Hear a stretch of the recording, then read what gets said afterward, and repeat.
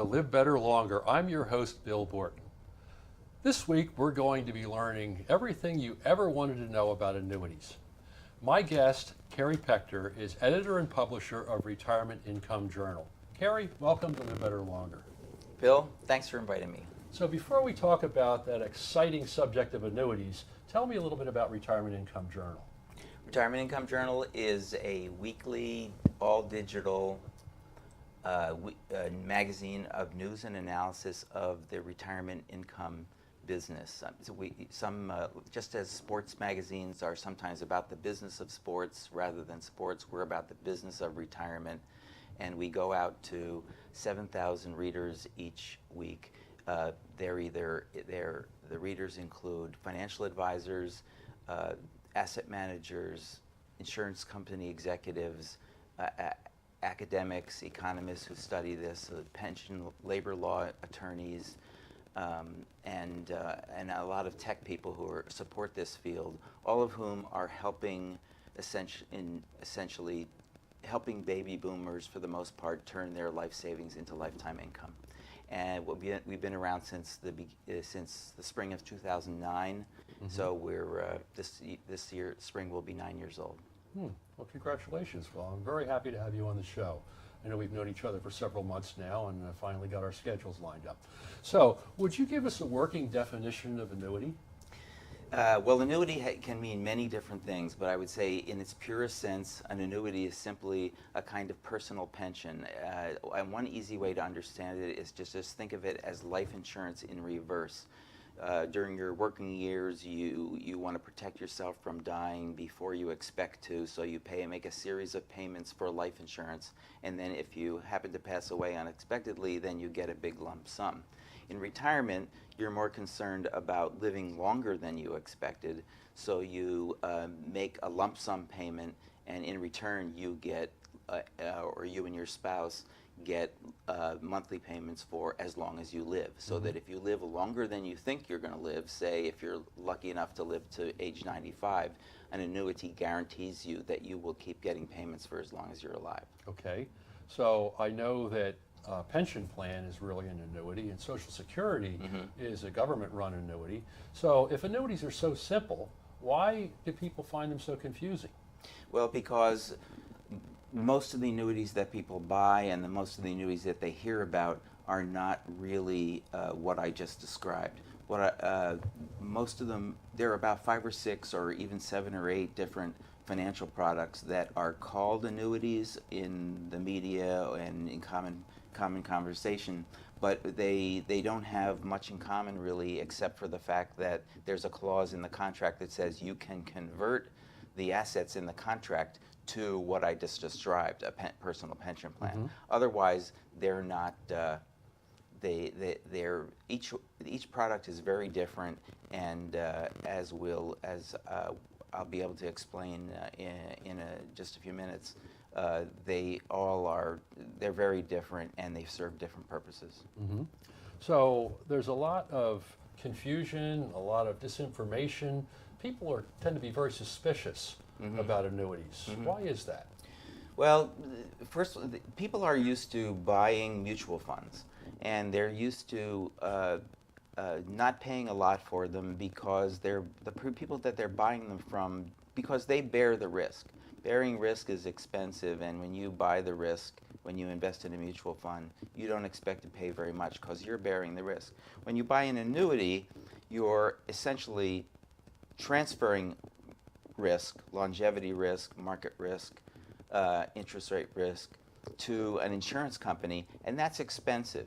So they want to, just as you want to pay as little as you can for a mutual fund when you're buying risk, when an insurance company is buying risk from you, it wants to pay as little as possible.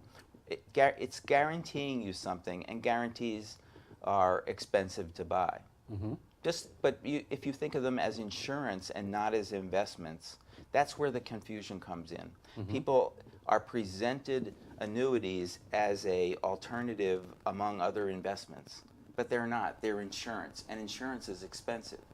But it's the flip side. You have to talk about what you get from annuities. And there's other reasons that they're very confusing. They're not very transparent. they involve lengthy contracts with a lot of fine print, all of which is intended to protect the insurance company, and they go by so many different names that this is what makes them confusing. They're often criticized for their high fees and or having no fees at all, but hidden fees.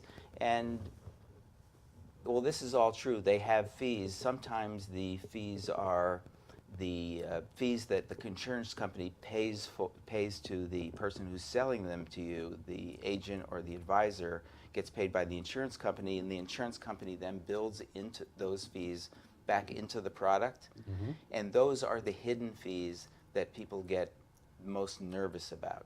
So that's the fees, the lack of transparency, the long contracts, all of the things that protect insurance companies as they offer you a guarantee.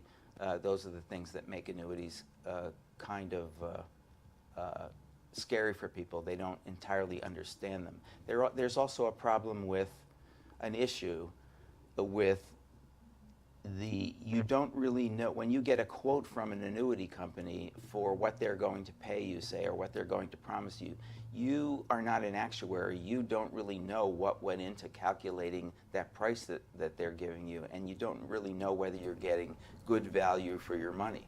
Mm-hmm. Advisors try to measure that value in terms of an investment, but that leads them kind of into an apples and oranges kind of comparison. Mm-hmm. We're going to take a break right now for a word from our sponsor. We'll be back in a moment with more Live Better Longer. Welcome back to Live Better Longer. I'm your host, Bill Borton, here with Kerry Pechter, editor and publisher for Retirement Income Journal. Kerry, tell us about the different types of annuities and what similarities there are and what differences there are.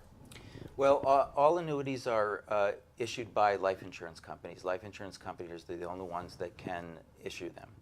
And they all offer tax deferral, which means that the money that you put into them you can invest either tax deferred money or after tax money, and either way they grow tax deferred, and you don't pay taxes on the growth in an annuity until you take the money out. Okay, so that's generally a characteristic that applies to all deferred annuities where you're not taking the income yet, mm-hmm. right? So now among those types of deferred annuities, you have what? Variable annuities and fixed indexed annuities and fixed annuities. Mm-hmm. So tell me a little bit about the differences. Well, the two most widely sold, there's the two of them of the annuities account for most of the sales. That would be variable annuities, and then there would be indexed annuities. Okay. And variable annuities are essentially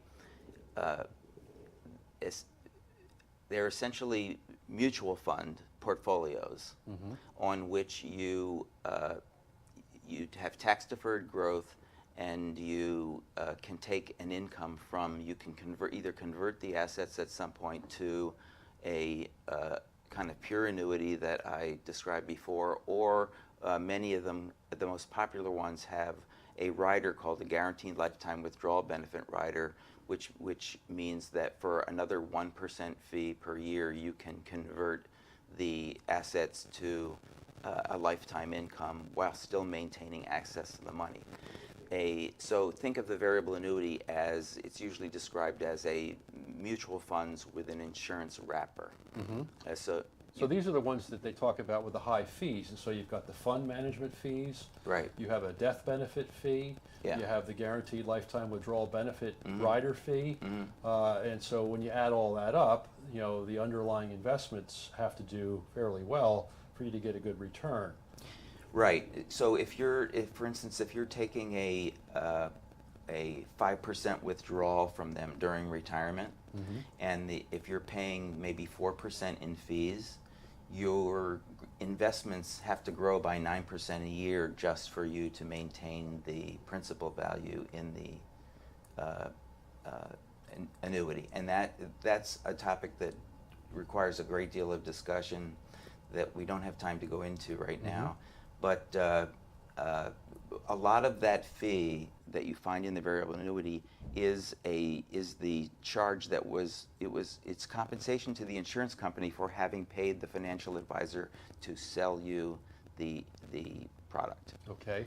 Now, fixed indexed annuities are very popular, and if you get, invited to an educational dinner seminar, chances are the fixed indexed annuity is going to be a center point of that discussion. So they're similar in that they're a deferred annuity. Well, that's the only thing that's similar about them. Okay. They're a completely different product. The core of a fixed indexed annuity is a very simple thing called it's a two-part investment. It's not about 95% bonds, sometimes zero coupon bonds, and about 5% of what you invest in an indexed annuity is 95% you're buying bonds.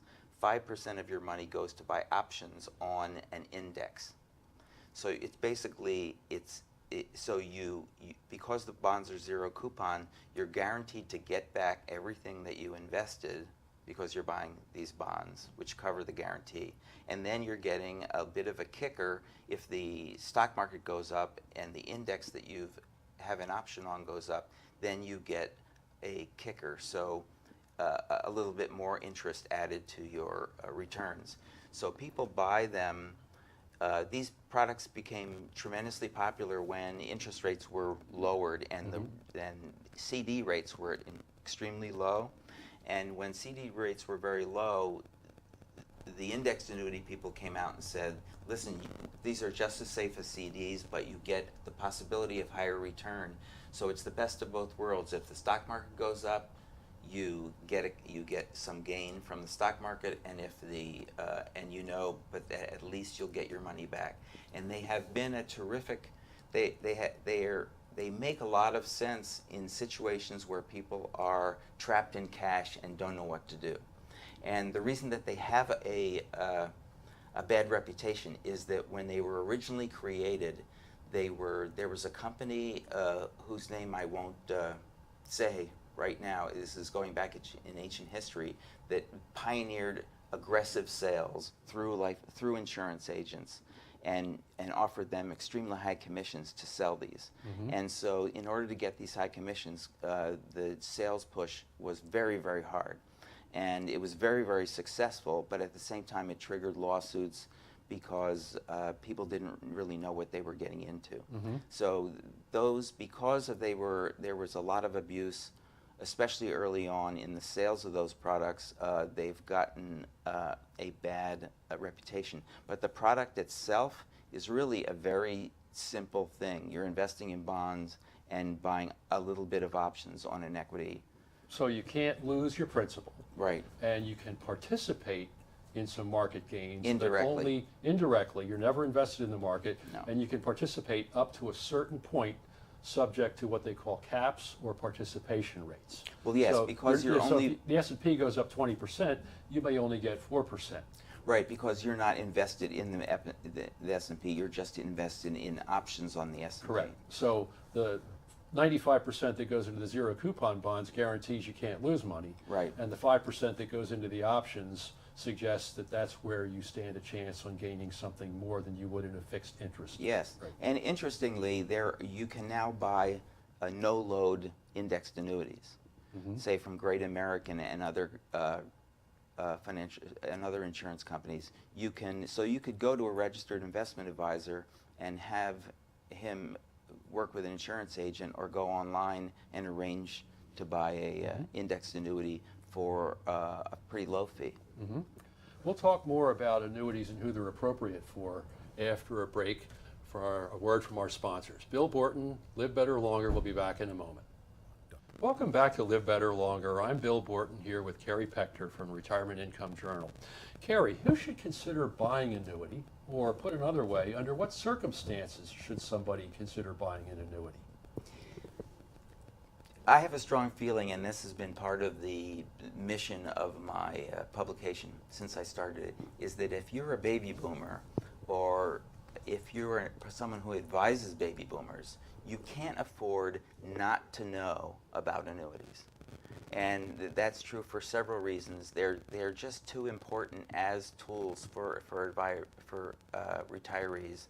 They're not for every retiree, but they can work in different ways for different kinds of retirees. Let me start though by saying that the number one reason that people buy annuities is for tax purposes. An annuity will let you defer taxes on the growth, at least, of your money, or they can enable you to spread out the tax that's due on your savings over your lifetime, so that you're spreading your tax over a long period of time rather than in big, difficult chunks. Okay. So tax management is a very important part of the annuity. A variable annuity lets you delay withdrawals until opportune times during retirement when you can fit them into your income to minimize taxes. So there are, for advisors and individuals who are tax savvy, they offer many flexibility and many forms of flexibility in retirement. There's the tax side of annuities, which is kind of complicated. That's for advisors mainly. For individuals, the main reason to buy an annuity is for what's called longevity risk. And the press and the general press has only begun to talk about longevity risk, but it's a very serious risk in retirement, and it is the risk that annuities protect you from.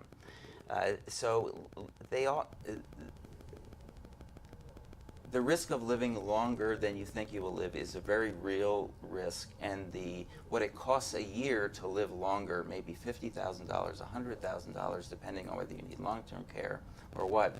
It's very expensive to live longer than you think you're going to live. Well, Tom Hagnet refers to longevity risk as a risk multiplier, because the longer you live, the more health care costs and long-term care are likely to become a drain on your finances. Yes, I would say you'd have to work out on the numbers on this, but you can use annuity as a hedge against long-term care costs. For instance, you can buy a fixed annuity, which is a very simple annuity. It's kind of like a bond, and if you dedicate the use of that asset to nursing home costs, you can buy high deductible nursing home insurance that is a lot less expensive than if you were trying to buy first dollar coverage. Or if you're considering a continuing care retirement community as well, and you're going through the admissions process and you have an annuity, they're going to be far more likely to open the door with welcome arms as well. Yeah. Now, but for the advisors in our audience, I would say that one of the most interesting and overlooked uses of annuities is that it's part of your risk management in retirement. If you can take more longevity risk off the table by investing part of your money in a lifetime annuity, you can afford risk-wise to take a lot more risk with the rest of your money. So once you've dedicated, say, all your bond allocation and put it into an annuity, which becomes like a super bond, you can afford to put all of the rest of your money in equities. So in a way, you can almost pay for it sounds a little glib, but you almost pay for the cost of the annuity with the upside that you get from investing more of your money in equities. And this provides a freedom and a lack of worry it means that if you're a retiree, you don't have to sit in front of CNBC every night and worry about the stock reports, because you know that your income is covered and you know that the equities can go up or down. You can let them go by. It also takes away some of the pressure of, it's crude to say this sort of, but you have a situation a lot of times where children are waiting to inherit money from their parents, but the parents are hoarding the money against the possibility that they will need it if they live too long. Well, if you have annuity, you don't have your children wondering when you're going to die. This is a sad but fact of life for when people are getting older. Every year that they're getting older and using up their kids' inheritance, it becomes a family issue. You brought up an interesting point about the bonds. I know there was a Wall Street Journal article several years ago where Wade Pfau, who we both know, Right. was quoted as calling annuities super bonds. And I had lunch with him at the American College back in January, and he told me it was actually Joe Tomlinson that came up with that name. But again, replacing all or a portion of the bond portfolio, as you pointed out, gives the advisor a whole lot more latitude, as you said, to go more aggressively with equities, which is that hedge against inflation, which you don't get with annuities. So it's a perfect balance from my perspective. It's just a matter of how do you determine what the right ratio is. Well, that brings up the single biggest thing that people don't understand about annuities, and I call it the alpha of annuities.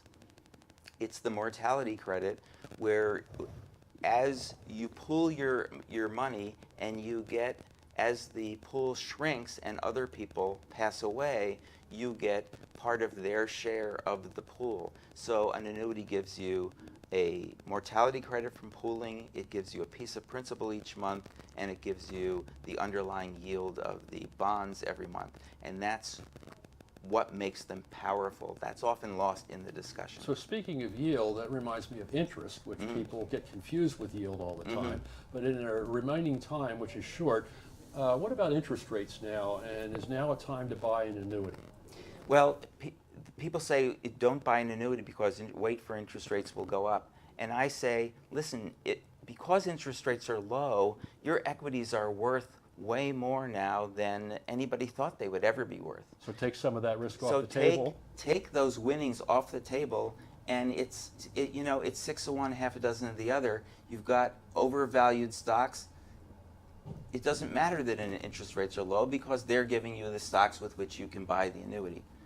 Take some of those winnings off the table, lock them into a life annuity. That's my recommendation. Good. So anybody that wants to learn more about Retirement Researcher and what you do, or possibly even to subscribe if you're a do-it-yourselfer. Retirement Income Journal. Excuse me, I'm sorry. Pardon me thanks for correcting me. Retirement Income Journal. They go what, retirementincomejournal.com? That's us. Okay, and on there you can learn how to become a subscriber. That's right. Good. Thanks, Kerry. I really appreciate you coming on the show. I will look forward to future conversations. My pleasure. Bill Borton for Live Better Longer. Until next week on RVN TV at 11 o'clock on Tuesday. Thank you for watching.